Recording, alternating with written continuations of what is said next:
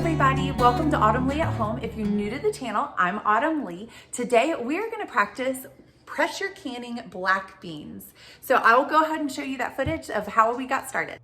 Here I have a 2-pound bag of dried black beans from Aldi. All I'm doing is pouring them in a bowl. I'm going to give them a good rinse. All of this is being done the day before, and you rinse them off, fill the bowl with water, and then just cover them with something like a dry towel or something like that. Let them sit overnight, and you'll see that they will rise, and you want to let them rise and absorb the water for anywhere between 12 to 24 hours. The first thing we want to do is clean them. After I use these, I ran them through the dishwasher after being used and then set them back on the shelf. Obviously, some of them sit longer than others, and sometimes they collect dust or don't get cleaned all the way. You can either run them back through your dishwasher or hand wash them. It is no longer necessary to sterilize your jars prior to using them. Research shows that when you're pressure canning them, it kills all the bacteria inside. However, obviously, you don't want to use dirty jars. You want to make sure that everything is nice and clean when canning. So this is our first step. We're going to try to clean our jars again just to make sure they're nice and extra squeaky clean. If you are new to canning, please hit that subscribe button below. I will add a playlist on at the end of this video that will show you and help you with different canning projects for beginners that are just learning, because I've been doing this for about a year or two and I'm learning as well. I did not grow up around any of this, and it is something that I'm definitely learning as we go and doing step by step. And I know it can be so overwhelming in the beginning, but just hang in there and just learn one new thing at a time, and you will see and look back and realize that it definitely was a lot simpler than you were making out to be, that the newness of it and just something different and new was the hardest part. Now that we have our jars clean, I'm going to go ahead and rinse my black beans here that have been soaking overnight and pour them through here to drain off all the water that they were soaking in.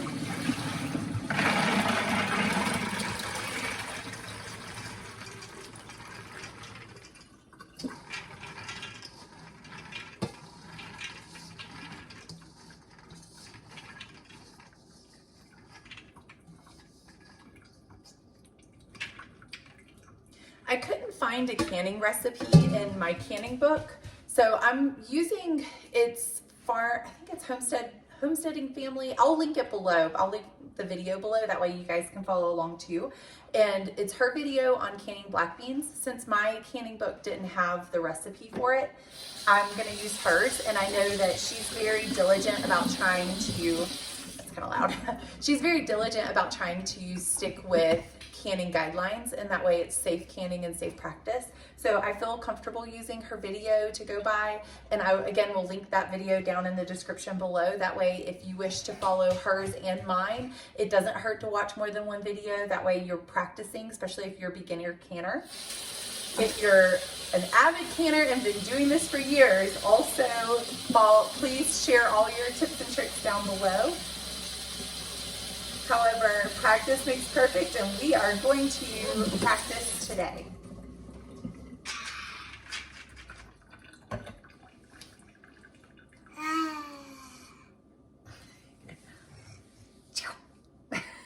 We have our beans rinsed. I'm just gonna place them in a pot and cover them just over with water and put them on the stove to simmer. That way it gets it's going to soak up all the water that it will be about the same size that it should be in the jar. For the most part, it may grow a little, so we need to leave extra headroom just in case. However, this is what they look like after soaking for, I would say, about 18 hours or so maybe. They're not super big. They don't really appear super big. You are helping me. See? That's what they look like right now.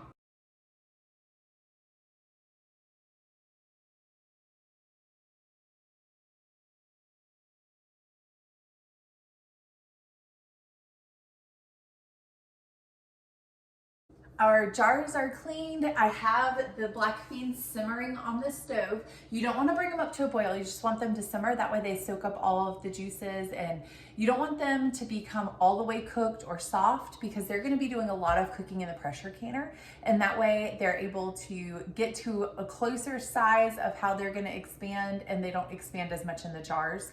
With that being said, we need to make sure we give ample headspace so that they can cook and not have any problems with them, you know, oozing out of the jars or anything. This is my pressure canner. It is a Presto pressure canner. I believe it's 23 quarts, and I can link this down below if you're interested. I just wanted to kind of review for those of you that are new to canning. I am as well. I've been doing it for about a year or two now, and with every time I do it, it gets easier and better, and it seems a lot more simple. The very first few times I did it, it took me forever to can just because I wanted to reread each step over and over and over again. So I just want to be here to encourage you that if you're new to this, that is okay. It takes a while. The scariest part is just getting started, learning all of the terminology, learning the equipment, and trying to just make sure you're doing it in a safe way. That's probably the scariest part. If you're not new to canning and you've been doing this for years, give us any tips and tricks that you have down below in the comments. We would love them. But I thought I would go over just a very quick pressure canning beginners review of the pressure canner. This is the spout that you want to let it vent for 10 minutes, and I'll show you what that looks like. Once we put the jars in here and we screw it on, we're gonna let this steam pour out of here. The pressure will start building, and you want the steam to be a steady stream of steam out of this spout right here for at least 10 minutes, if not longer.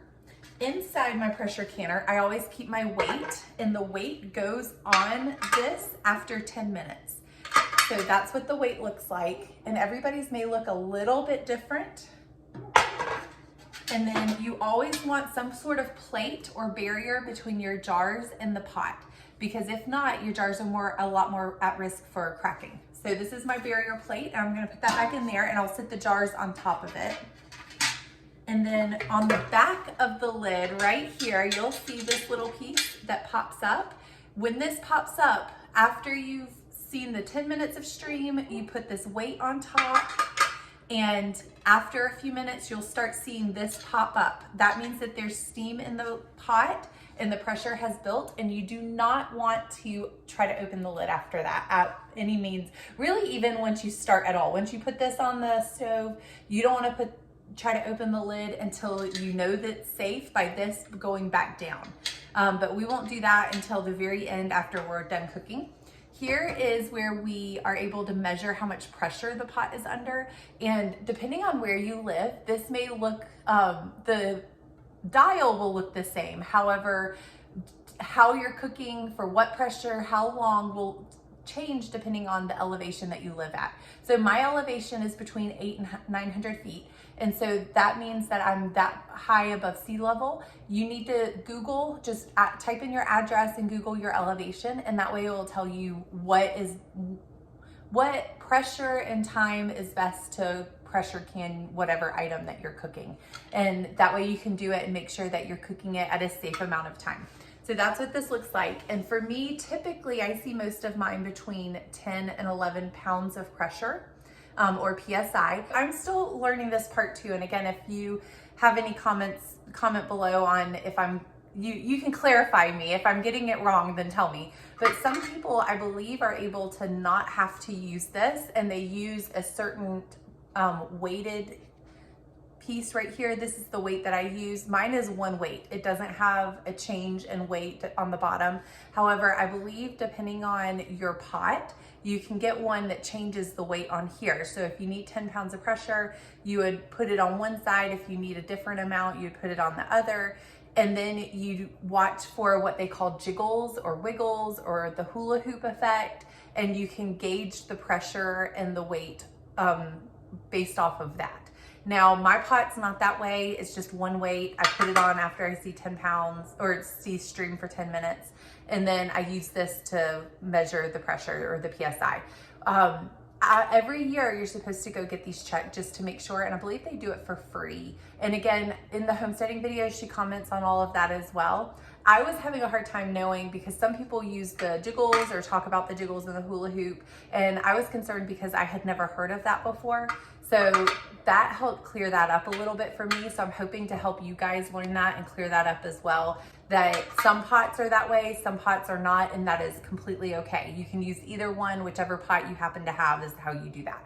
I think what I'm gonna do, these are warm, but they're not hot. So I think, and my jars are not warm yet. So I think what I'm gonna do is just get it all in the jars and then slowly bring the jars up at the same time to like a little bit of a simmer, and then put the lid on. I'm hoping that that will help keep everything about the same, same temperature. If you don't, you run the risk of your jars cracking, and obviously we're going through all this work. We do not want that to happen.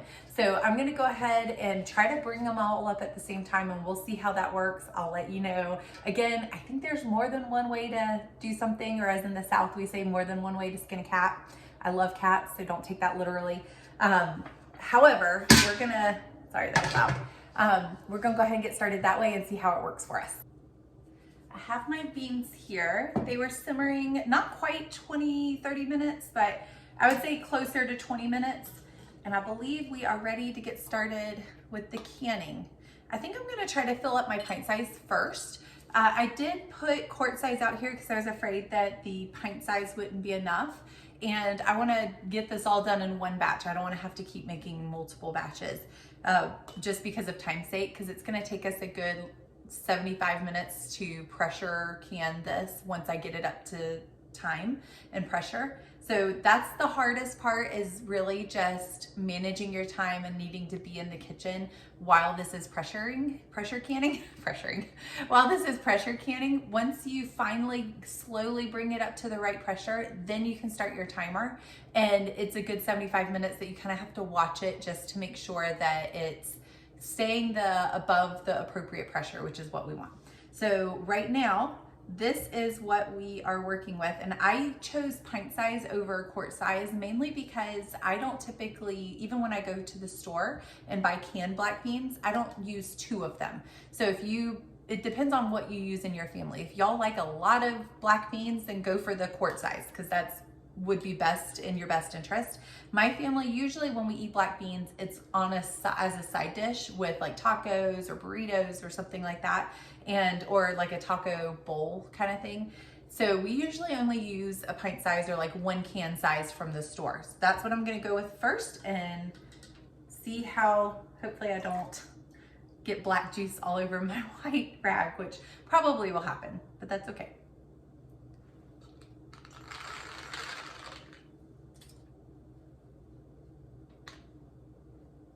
Already making a mess. And my goal is to leave it a good bit of headspace. So see how I brought it up to the shoulder right there of the jar? It's just there, and I want to give it a lot of headspace so that those beans have room to grow without exploding. Because they're not fully cooked, so they're still probably going to expand some. And I want to make sure I'm leaving plenty of room for that to happen so that they don't bust in my pressure canner or refuse to seal, one or the other.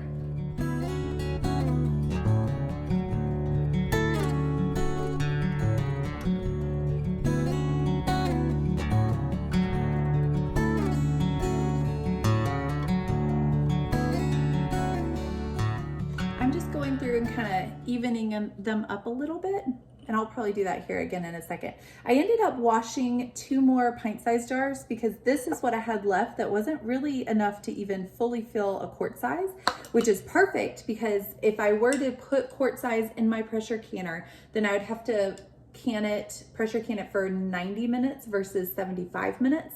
And if I can do less time, then that's even better. And plus, again, quart size isn't my family's favorite size. We just can't eat that many. So I would prefer to do the pint size. So I think I would be able to fit all of them in pint size in the pressure canner, which would be great if I can. So that's what we're gonna aim for. I did wash them and rinse them really well. Somebody on one of my other canning videos commented that you want to be careful when washing your jars and pressure canning or canning with them right afterwards because it can cause them to tastes like soap. And I honestly hadn't even really thought about that, and I thought that was a good tip. I have never had that problem before. I've never had anything of mine come out tasting like soap. However, I thought it was a great tip to go ahead and pass along that you would think is common sense, but I'm guilty of it too. We start rushing and maybe not get all of the soap off. So just be mindful of that and try to be careful that you rinse all soap off before you keep moving forward. I believe everything is nice and even, and we have plenty of headspace. So same thing with the water. I'm not gonna fill these all the way to the brim. I'm just gonna fill them just enough to make sure that we get a good seal and that all the beans are fully covered and that they can have enough to soak up a little bit if they need to while they're cooking. Now, before I add my water, I'm going to add half a teaspoon of salt. So in Homesteading Family, she adds a full teaspoon, but she's doing quart size. So I'm just gonna half it and do half a teaspoon of salt per pint size. The goal of cooking and preserving food is to actually eat what you preserve, not just to enjoy it sitting on the shelf, although it's really fun to see your hard work and how pretty it can turn out. However, I would strongly recommend preserving and cooking things that you think your family will actually eat. And sometimes that's trial and error. Just like any other recipe, you have to kind of taste around and see which way of preserving foods is your favorite. And this is a new one for us. So we're gonna see, we tried ground beef recently, and I can link that one on the end of this video so that you guys can follow along with the canning journey. I also have a playlist that I could put on here as well. But this is something new. The ground beef, I definitely liked having. I don't think we would eat it that way and preserve that way every time, obviously. However, I am very happy that we did it because now we have that option on the shelf if we were to lose power or even if I need a quick dinner. So tomorrow night, I'm actually gonna be trying it with Sloppy Joe's. The last time we tried it was with chili. I'm gonna step it up and see what it tastes like using it in Sloppy Joe's or manwiches, whatever you wanna call it, and see how the kids like the texture in that area as well. However, this is new and this is gonna be a new taste, new texture for us, and we're gonna see if we like it.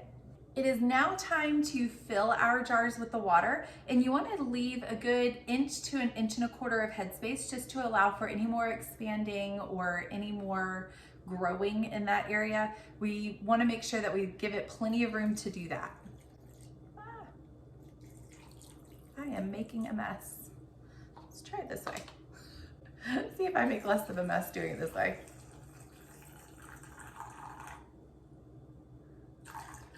Ooh, that was too much.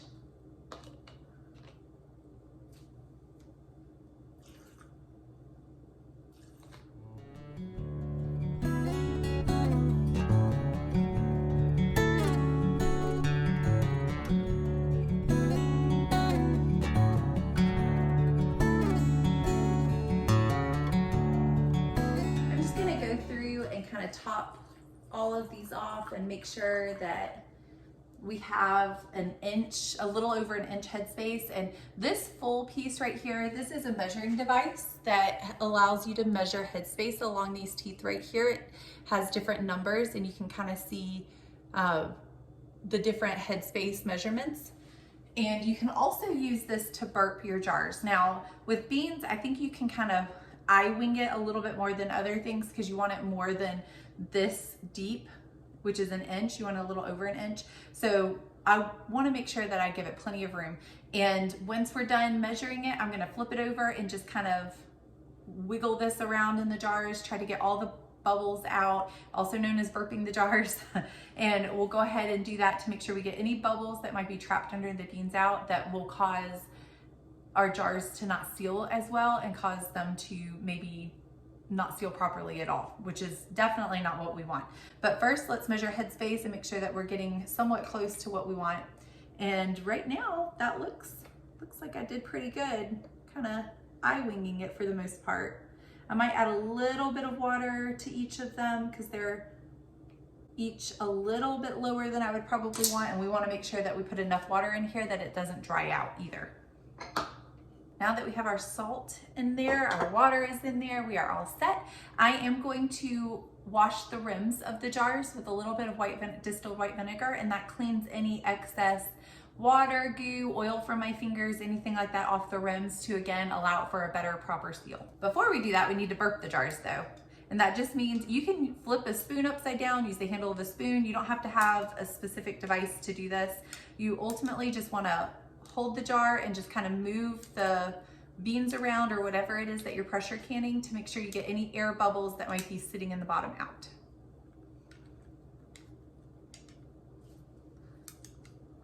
Beans aren't too bad because they're pretty stiff, but when you're canning peaches, those are very soft, so you have to be extra careful not to slice them and squish them as you're doing this. Beans, again, aren't as sticky as some of the other stuff that we did, like the pressure canning the ground beef. That was extra tricky because I had to be very careful to get all of the fat and grease off the rims, and that was kind of a little bit harder to get off. So beans, thankfully, aren't gonna be quite as bad. But as you're doing this, you can kind of feel around the edge of the rim to make sure that there's no nicks in the rim that can cause your lids not to seal as well. I have my lids here, and in the past, you used to have to bring these up to a simmer, the lids and the rings. However, you no longer have to do that anymore, which is wonderful because it's one less step that we need to do.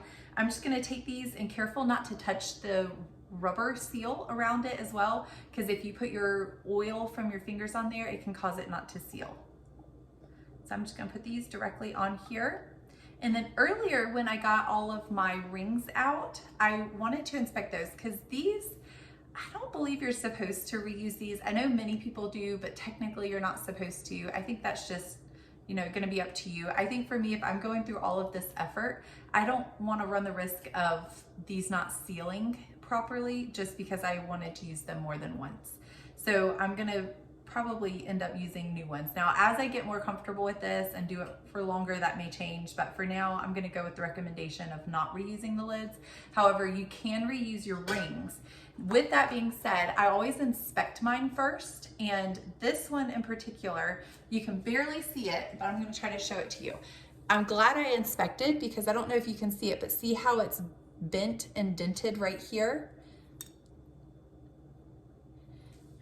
When you're inspecting, you wanna make sure you don't see any rust or bends or dents or anything like that, because again, it affects the seal of your jars and we don't want that. So I inspected all of the other ones. That was the only one I found that wasn't working properly, but that's why we inspect, is just to make sure that we're using lids and rings that are going to work for us and do well.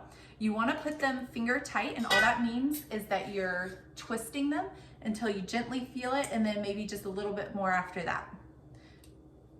Once you feel that resistance, see, there's the resistance, and then just a little more after that. When handling your jars, just make sure you don't slosh them around so much that the juices end up on the seal again, because we just went through the effort of cleaning them. We don't want to have to do it again. Our jars are ready to now go in the pressure canner, and then I'm going to fill it up with 2 inches of water and slowly bring this up to warm before I put the lid on, and I'm going to slowly bring it up to a simmer before I put the lid on. And then once it's up to a simmer and all of them are kind of warmed up together, I will then put the lid on and bring it up a little bit higher. I usually put mine on a 4, and my oven or my stovetop looks like it goes all the way up to like 8 or 10. So I usually put mine on a 4, which is just below medium. Low and slow is gonna be your best friend. If you try to crank it up thinking like, oh, I'm gonna save time and go ahead and crank it up really quick, I've made that mistake, and then it makes it a lot harder to manage the pressure later. Whereas if you bring it up low and slow, then you're able to manage the pressure and it stays pressurized at the area that you want for longer, which is fantastic. So I'm gonna get these on the stove and starting to simmer, and that way I can look up for her elevation at Homesteading Family. They have a different elevation than me, and so I need to make sure that I'm looking up the correct pressure and cook time for my elevation here in the upstate of South Carolina. So again, that's something that you can look at. That's where I live. Even in the upstate of South Carolina, there's different levels of pressure, and I would strongly recommend looking up where you live, and that way you do it correctly for where you live.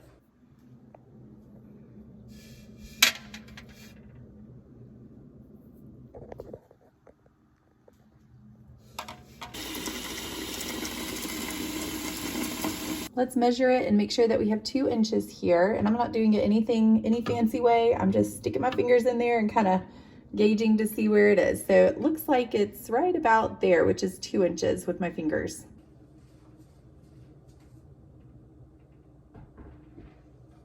I have my beans in the jars, on the stove, in the pressure canner. I have not put the lid on yet, or the weight. That's all right here. And I will be waiting to do that until after they kind of warm up and start simmering. Make sure that you are checking your stove and that it's appropriate as far as how much weight you can put on it. I think I'm kind of pushing the limits on my stove when I'm pressure canning or canning things like peaches that require multiple pots at one time. I get a little nervous because I don't want to crack the stovetop. So if you have any advice on that, other than, I know a lot of people pressure can outside or water bath can outside because it helps reduce the amount of heat that it puts into your house, especially during the summer season, which is a lot of time when harvest season is. However, I just don't have that in the budget right now to get a system outside. So if you have any comments on what you guys do at home or how much weight you put on yours, then definitely let me know, because that's something that I've always been concerned about myself. So we will wait till that comes up to simmer, and then I will show you putting this on and wait for the steam to come out, and we'll go from there. I also wanted to show you guys, this is the towel, the paper towel. You can use a rag, it doesn't matter, that I used to wipe the rims off, and I didn't visibly see anything on the rims, so it's so tempting to skip that step. However, as you can tell, I definitely got stuff off of the rim. So even when you can't see it, I would strongly recommend trying to use the white vinegar, at the very least a damp paper towel with water, but try white vinegar would be best because it gets everything off. And then that way you don't have to worry about the seal, because I was able to get stuff off even though I didn't see any on the rims. My water is up and warm and kind of simmering, so I'm gonna go ahead and place my lid on now. And mine just kind of fits. You have to find the sweet spot. If yours is a little bit different, that's okay. Mine just kind of sit and find the sweet spot and then spin it to lock it. If you have a pressure canner that maybe uses the bolts that you have to bring up and twist, just make sure you're doing the opposite sides at the same time. That way you get an even seal around the top of the pressure canner at the same time. Mine's not that way. I just sit it on, twist it, and lock it into place that way. Now we are waiting, where it's just a waiting game. So this is the hardest part, is the time management of having to be in the kitchen. So you can find yourself doing this maybe while you're cooking dinner, cooking lunch, or doing dishes, which is what I'll be doing. So I'll just be standing over there doing dishes while this comes up. And right now, the next step, now that I have everything on the stove and in the pressure canner, I'm waiting for this to start blowing a steady stream. Once I see a full steady stream that doesn't come and go, then I can put my weight on, and then it will start gaining pressure. Once it starts doing the steam, then I start gaining the pressure. Once the pressure is then up to the pressure that I need, the PSI for where I live, then we can start our timer for how long it stays on the stove. So that's what I mean by it just takes a while. That's kind of the hardest part, is you just have to be present during all of that. You don't have to stand here and watch it like a hawk or anything like that, but you do need to be in the room. And then once you bring it up to the pressure that you want, you need to make sure that it stays at that pressure. If it drops below that pressure at any point, you have to start the timer all over again. And we don't want to have to do that. So we're just going to wait for the steady stream, and then that will be our next step. It's kind of hard to see. I'm trying to get a good angle where you guys can see it, but you can see there is a steady stream right there, and it's not coming and going. It's just a steady stream, and we want that for a good 10 minutes. So now that I see that steady stream is there and it's not coming and going, I'm going to place my weight on, and you can see that it's still on 0 right here, and that is fine. And I can put my weight on. So now we should start seeing this go up, and I want it to reach 10. So I checked for my altitude. I'm between 800 and 900 feet above sea level. So my PSI, I need it to stay on 10 for black beans. And once it gets to 10, and now that I have my weight on, it will reach 10 and hopefully stay there easily. And then I'll set my timer for 75 minutes for pint jars. So those are kind of the things you need to look at, is how much PSI you need, which is the pressure or the weight, and then for how long or what that pressure is. So mine's 10 for my sea level, and then for how long, which is 75 minutes because I'm doing pint-sized jars. We are now at 10 pounds of pressure. You can see the dial right there is at 10 pounds, and I want it to stay 10 to 11 pounds. If it goes anywhere below 10, I will have to start in 75 minutes all over again.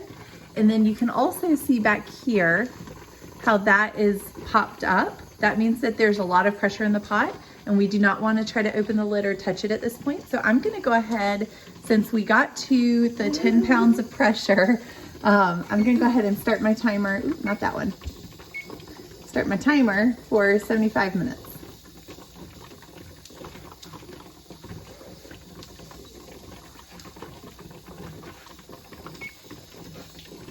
And so we're good to go. So I stepped away from my pressure canner for a moment, and this is what started happening. I needed it to stay at 10, and it definitely got up closer to like 14.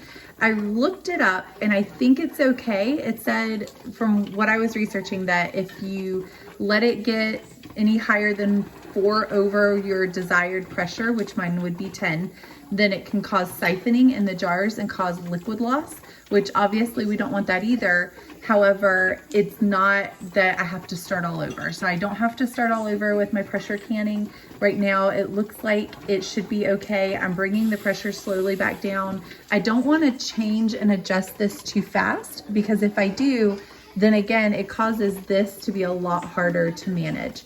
So we're gonna see what happens. I wanna share my successes and failures with you guys and be honest on this whole canning journey. So hopefully I didn't mess this up, and we will see once the lid gets opened. I have the pressure back to where I want it, which is between 10 and 11. 11 is okay, but 10, if you can get it to stay around 10, is best.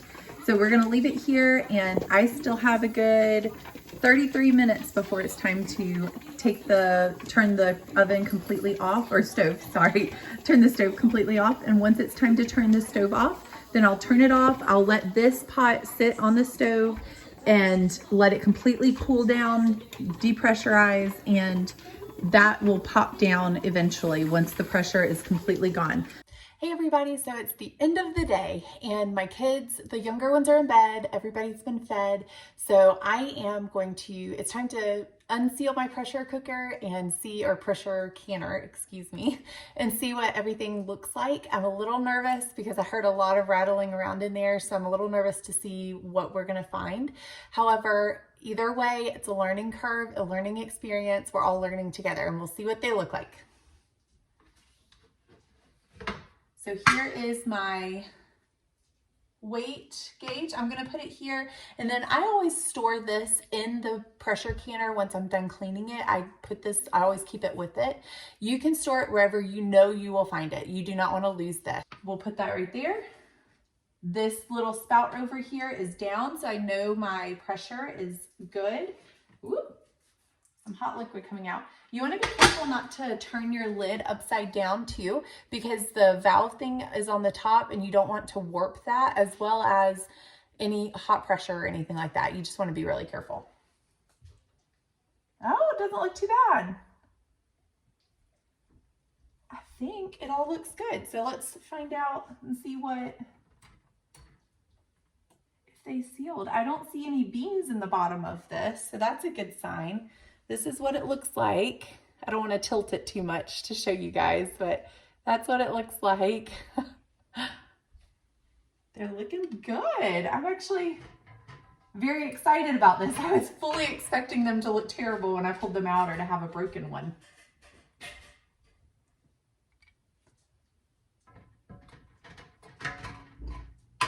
Ooh, accidentally bumped one.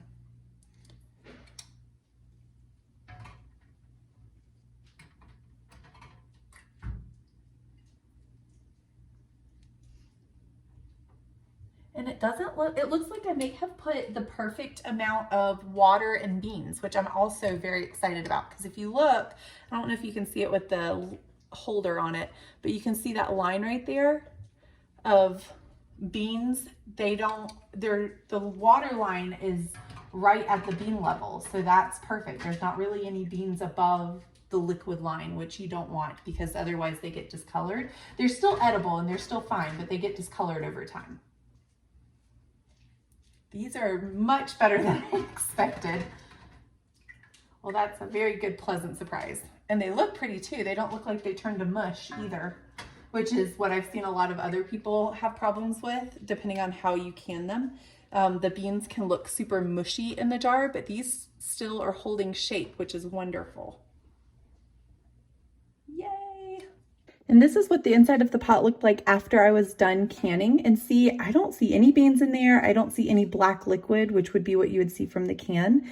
And over here, this is what we got, 8 pints, which is wonderful. I'm so excited about that. And you can see some bubbling right here. I don't know if you can see that, but isn't that neat? That is where it's still cooking on the inside of the jar. This one's doing it really well. And that is completely fine. If you see that, that's normal. We're just gonna leave these here overnight and let them sit. Well, I call that a success. I'm really excited about this. So now that I let my pressure canner, you know, cool off and decrease some pressure, and I was able to open it, I got all my jars out. Now I'm not gonna touch these until tomorrow. You wanna let them sit on your counter for at least 12 hours, completely cool down to room temperature before you try to take the rings off or put them away or anything like that. You may wanna go ahead and check seal.